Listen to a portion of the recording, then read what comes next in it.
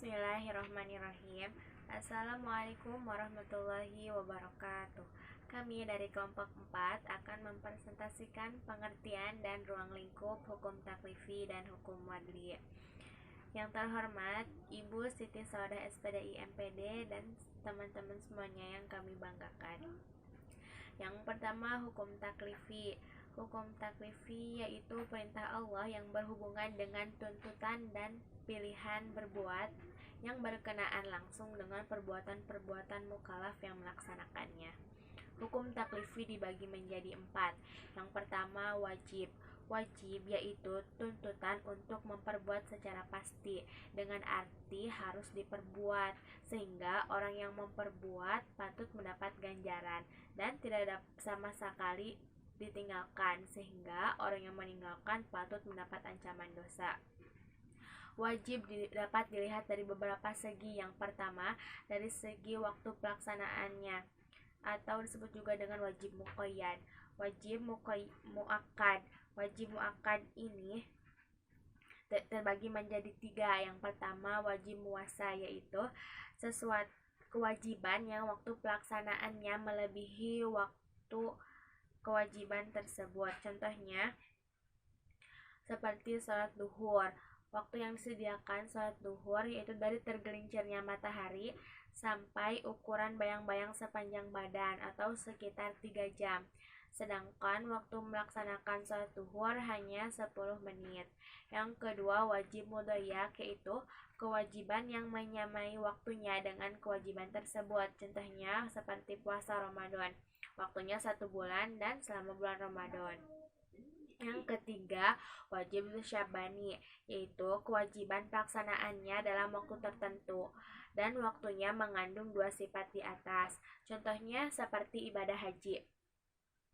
Ibadah haji hanya dilakukan sekali dalam setahun dan tidak dapat dilakukan ibadah haji lainnya dalam tahun itu. Dan itu dari dilihat dari segi mudhayyak. Sedangkan pelaksanaan ibadah haji lebih sempit waktunya daripada waktu yang disediakan untuk melaksanakan rangkaian ibadah haji tersebut. Itu dilihat dari segi muwassa. Nah, yang kedua, dari segi pelaksana terbagi menjadi 2. Yang pertama, wajib aini, yaitu sesuatu yang dituntut syara atau pembuat hukum untuk melaksanakannya dari setiap pribadi mukallaf. Contohnya seperti sholat dan puasa. Yang kedua, wajib kifayah, yaitu sesuatu yang dituntut oleh pembuat hukum melakukannya dari sejumlah mukallaf. Apabila sebagian atau beberapa orang yang telah melakukan kewajiban ini, maka telah terlaksana apa yang dituntut, dan sebagian telah lepas dari tuntutan tersebut. Tetapi bila tidak ada seorang pun melakukan kewajiban itu sehingga tuntutan itu terlantar, maka semuanya berdosa. Contohnya melaksanakan amar ma'ruf nahi mungkar, salat jenazah, dan lain sebagainya. Yang kedua, pembagian hukum taklifi itu mandub atau sunnah. Menurut lugawi berarti seruan untuk sesuatu yang penting, sedangkan menurut istilah yaitu sesuatu yang dituntut untuk memperbuatnya secara hukum syara tanpa ada celaan terhadap orang yang meninggalkan secara mutlak. Sunnah dapat dilihat dari beberapa segi. Yang pertama, dari segi selalu dan tidak selalunya Nabi melakukannya.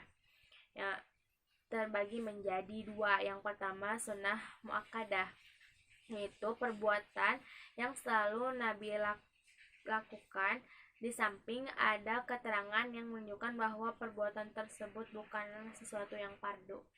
Contohnya seperti sholat witir, sholat sunat 2 rakaat sebelum sholat subuh.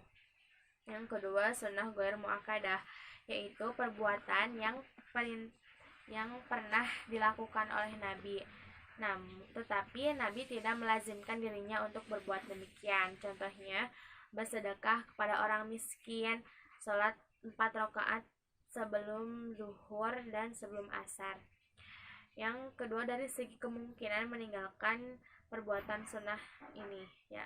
Yang pertama, sunnah hadyu, yaitu perbuatan yang dituntut untuk melakukannya karena begitu besar faedah yang didapat darinya, dan orang yang meninggalkan dinyatakan sesat dan tercela. Bahkan apabila ada satu kelompok atau kaum yang meninggalkannya secara terus-menerus, kelompok itu harus diperangi. Contohnya seperti sholat berjamaah, sholat hari raya, azan, dan iqomah.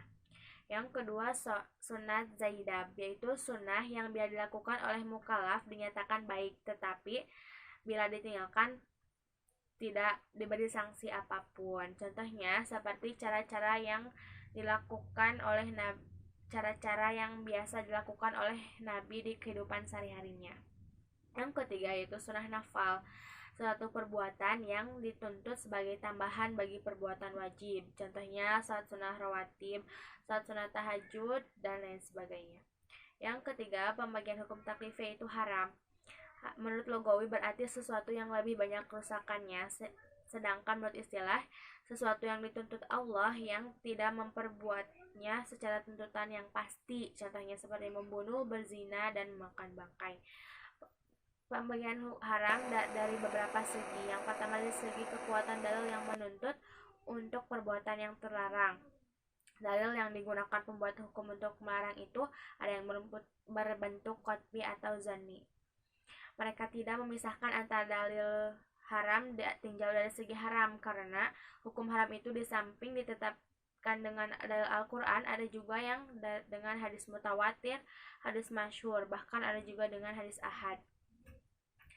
Yang kedua dari segi pengaruhnya hukum terhadap hukum wadli, disebut dengan haram zati karena berkaitan dengan rukun akad yang mengakibatkan batalnya akad tersebut. Contohnya larangan memperjualbelikan khamar, babi, atau bangkai. Yang keempat, pembagian hukum taklifnya itu makruh, sesuatu yang tidak disenangi atau sesuatu yang dijauhi. Dalam istilah ulama adalah sesuatu yang dituntut oleh pembuat hukum untuk ditinggalkan dalam bentuk tuntutan yang tidak pasti. Contohnya seperti merokok. Ulama Hanafiyah membagi makruh kepada dua bentuk. Yang pertama, makruh tahrim, yaitu tuntutan meninggalkan sesuatu perbuatan secara pasti, tetapi dalil yang menunjukkan bersifat dhom. Dan orang yang meninggalkan melanggar makruh tahrim ini akan mendapat dosa. Yang kedua, makruh tanzih, yaitu sesuatu yang dituntut oleh pembuat hukum untuk ditinggalkan dalam bentuk tuntutan yang tidak pasti. Dan orang yang melanggar makruh tanzih ini tidak mendapat dosa. Yang kelima, mubah. Menurut lugawi berarti menjelaskan dan memberitahukan, sedangkan menurut istilah yaitu sesuatu yang diberi kemungkinan oleh pembuat hukum untuk memilih antara memperbuat dan tidak memperbuat. Contohnya makan, minum, dan bermain. Imam Asy-Syatibi membagi mubah menjadi 4 macam. Yang pertama, mubah yang mengikuti suruhan untuk berbuat, contohnya seperti kawin. Mubah dalam bentuk ini tidak boleh ditinggalkan secara keseluruhan. Yang kedua, mubah yang mengikuti tuntutan yang meninggalkan, contohnya seperti bermain. Yang ketiga, mubah yang tidak mengikuti sesuatu dituntut untuk meninggalkan karena ia mengikuti sesuatu yang menghabiskan waktu tanpa ada manfaat agama maupun dunia. Yang terakhir, mubah yang tunduk kepada mubah itu sendiri dan dituntut untuk meninggalkannya. Untuk hukum wadli akan diterangkan oleh rekan saya. Bismillahirrahmanirrahim. Assalamualaikum warahmatullahi wabarakatuh. Terima kasih kepada Teh Fiza yang sudah memberikan saya kesempatan untuk melanjutkan materi. Saya di sini akan menambahkan sedikit tentang pengertian hukum wadli. Hukum wadli yaitu perintah Allah yang tidak langsung dengan perbuatan mukallaf. Hukum wadli di sini terbagi menjadi 3 bagian. Yang pertama, sebab, yang kedua syarat, yang ketiga mani. Yang pertama, sebab. Sebab menurut logawi yaitu yang dapat menyampaikan sesuatu kepada maksudnya. Nah, sebab di sini terbagi menjadi 2 bagian. Yang pertama, sebab yang berada di luar batasan kemampuan mukallaf ialah sebab yang dijadikan Allah sebagai pertanda atas adanya suatu hukum. Contohnya semisalkan tergelincirnya matahari pada siang hari, itu menandakan masuknya waktu untuk sholat zuhur, dan masuknya bulan Ramadan menandakan untuk berpuasa gitu ya. Sebab yang kedua yaitu sebab yang berada dalam batas kemampuan mukallaf yang disebabkan oleh pembuat hukum akibat hukumnya. Contohnya seperti jika kita melaksanakan perjalanan yang sangat jauh gitu ya. Nah, itu akan menciptakan suatu hukum untuk melaksanakan sholat jamak qashar. Nah, sebabnya ini adalah perjalanan jauh yang tadi. Nah, sekarang pembagian hukum wadi yang kedua yaitu syarat. Syarat yaitu adalah sebuah pertanda.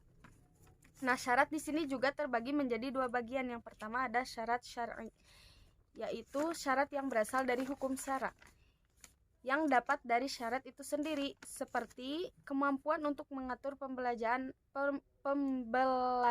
agar tidak mubazir. Yang kedua adalah syarat ja'li. Syarat ja'li ini adalah kemampuan mukallaf itu sendiri gitu. Nah, syarat ja'li ini ada dua macam ya. Yang pertama adalah syarat mu'allaq, yaitu syarat yang sah dan tidak sahnya itu tergantung pada syarat tersebut. Contohnya semisalkan ada seorang suami yang mentalak istrinya. Contoh bahasanya seperti ini: saya talak kamu jika kamu mendua. Nah, syaratnya itu adalah jika kamu menduanya. Nah, kalau dia mendua berarti syaratnya itu sah ditalaknya, tapi jika tidak terlaksana syaratnya yang mendua itu berarti tidak sah gitu. Nah, yang kedua adalah syarat al-muqtarin bil aqdi, yaitu syarat yang menyertai akad. Nah, ini tuh biasanya sering sekali dilaksanakan. Semisalkan seperti seseorang yang menjual sesuatu dengan persyaratan asal ada apa, atau saya jual mobil ini asal harganya segini gitu.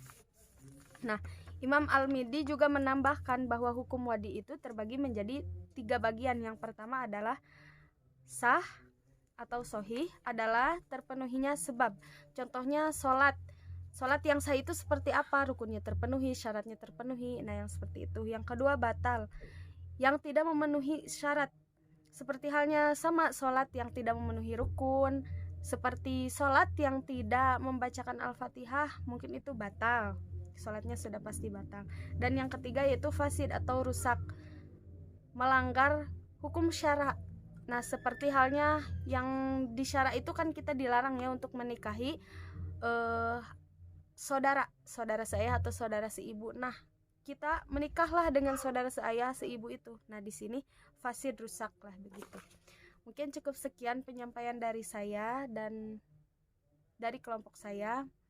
Mohon maaf atas segala kekurangannya. Wassalamualaikum warahmatullahi wabarakatuh.